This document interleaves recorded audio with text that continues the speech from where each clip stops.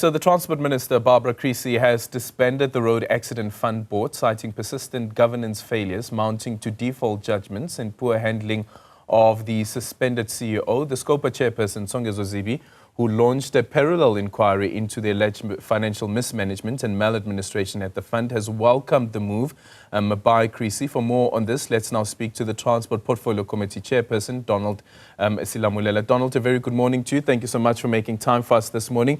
Your reaction to this decision that has been taken by the Minister? Morning, Aldrin, and morning to our viewers of the newsroom. Aldrin, we as the Portfolio Committee welcome the decision of the Minister with two hands. We appreciate the fact that the Minister, upon realizing that there are serious challenges, governance challenges in this particular board, has taken an immediate decision to really relieve the colleagues out of their responsibilities and start to pave a way to appoint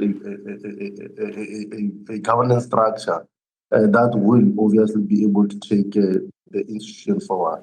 You are aware, Aldrin, and our viewers are aware that the entity is marred with a lot of challenges, and we strongly believe that you need a strong governance team that will then be able to zoom quickly into the space and resolve some of the challenges that exist in that particular entity. Yeah. Speaking about the governance issues, let's start off there.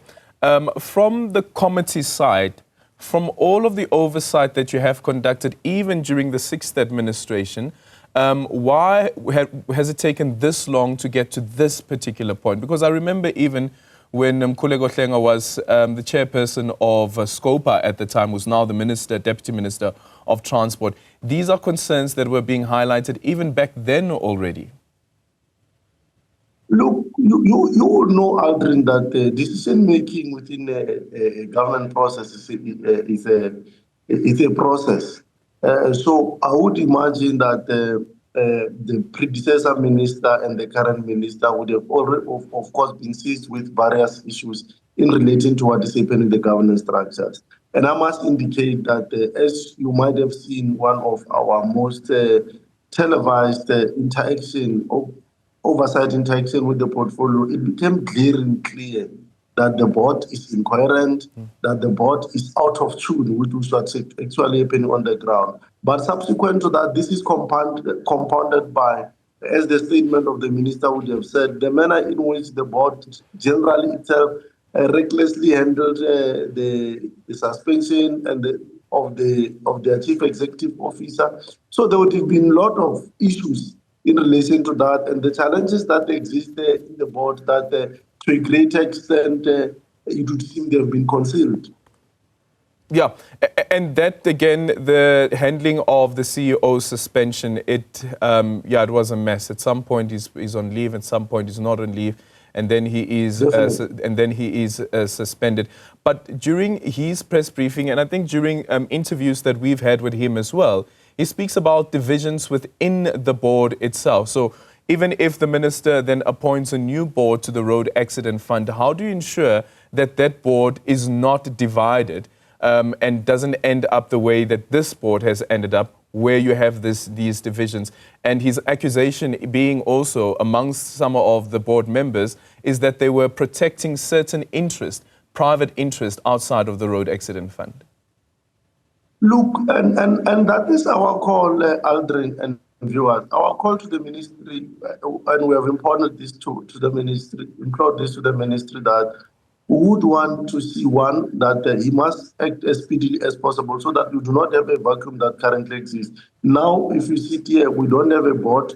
On the same time, we have a CEO who's also on suspension. So now you would want to close that gap as speedily as possible. Secondly, is that you need to bring men and women of stature and repute who understand their judicial responsibility, not just for the sake of the entity, but for the sake of the beneficiaries of the entity, but also for the benefit of the people of South Africa in general.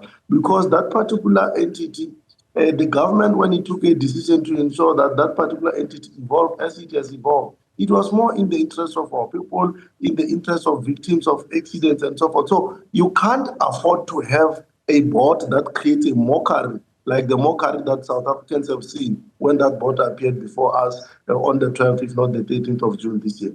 Yeah.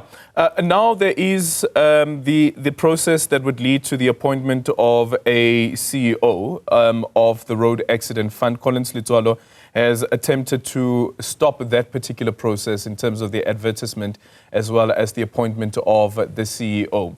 From where the Portfolio Committee is sitting currently and on the back of this decision that has been taken by the Minister, would it be prudent to have Collins Letsoalo come back as the CEO of the Road Accident Fund, considering, of course, the accusations that have been raised and as well what the Minister has now said about the board that has now been disbanded?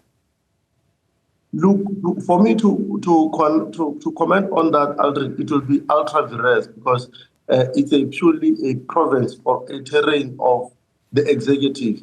What we can say from where we're seated is that the entity must be led both from the governance point of view and from the administrative point of view by men and women of great stature and repute who will be able to propel the entity forward. It is not for me to comment on whether CEO Letsoalo must come back or not, because that will be going outside my scope of work, and I'll be actually tampering into or migrating slowly, gravitating slowly into the executive role, which is what I must be as part of my responsibilities, avoid at all costs to entertain. But like I say, important to us is that there must be stability in that entity. There must be men and women of repute, both administratively and governance-wise, who will propel the entity forward. Yeah. Do you think, considering the statement of the Minister, that there is room or it should be pursued that some of the board members of the Road Accident Fund should be declared delinquent? They should be declared? Delinquent. No, definitely. You know, Aldrin, as a country, we should really arrive at a situation where there must be consequences for any commission or non-commission thereof. If there has been a wrong commission or there's been an omission in the part of Donald or at the part of Aldrin, who's charged with responsibility to lead any of our entity, and he has commissioned or omissioned in his responsibility, there should be consequences. And I will really support the Minister. You might have seen, Aldrin, and South Africans would have seen that there was just mockery in terms of governance. And I think it's distasteful, it's unacceptable. It's something that we must shun at all times. We must actually treat with the contempt it deserves. So you can't leave that without really people taking accountability for their actions or inaction, commission or omissions. Yeah, I assume then that you welcome the pronouncement by the Minister for the SIU, according to its current investigation, to expand that investigation to include, as the Minister says, the last 3 months, if not formally request an expansion of the scope to cover these events.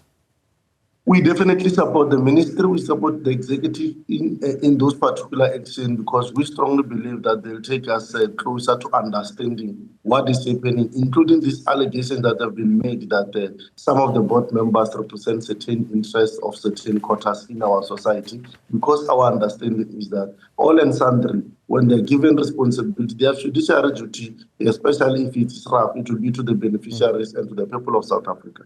All right. Just quickly, Chair, as we conclude our conversation, on another matter, the Mercury today, they're running with a story, Transport Department and Transnet and the city sued for 339 million rand over flood damages. And this has been brought by the legal firm representing Caxton Papers. And you'd remember that a couple of months ago, we shared that about 6.5 billion rand a lawsuit has been filed also by Toyota because of the 2022 files. Has the committee looked into these allegations and also the claim that these departments, including the local municipality, bear responsibility and therefore should be paying out these amounts? Aldrin, I must assure you and I must assure South Africans that as a portfolio committee, we are zooming closer to Transnet. One of the things that is becoming clearing at Transnet is what we call the lawsuits, the cases that are there.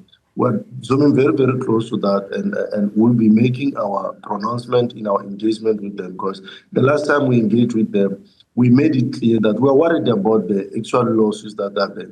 Aldrin, when lawsuits are there, they actually defocus the money that is supposed to be channeled for delivery, that's supposed to resolve logistics challenges that we have into the country. The resources are now channeled to being in court. Our entities are not supposed to be spending time in court. So we will, when we have full detail on this particular lawsuit, be able to pronounce ourselves.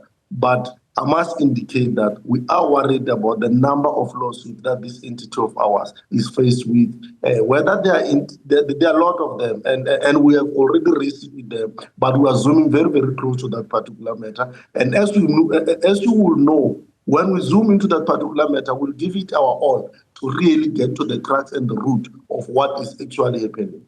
All right. Thank you so much for your time. Donald Selamolela is the chairperson for the Portfolio Committee on Transport.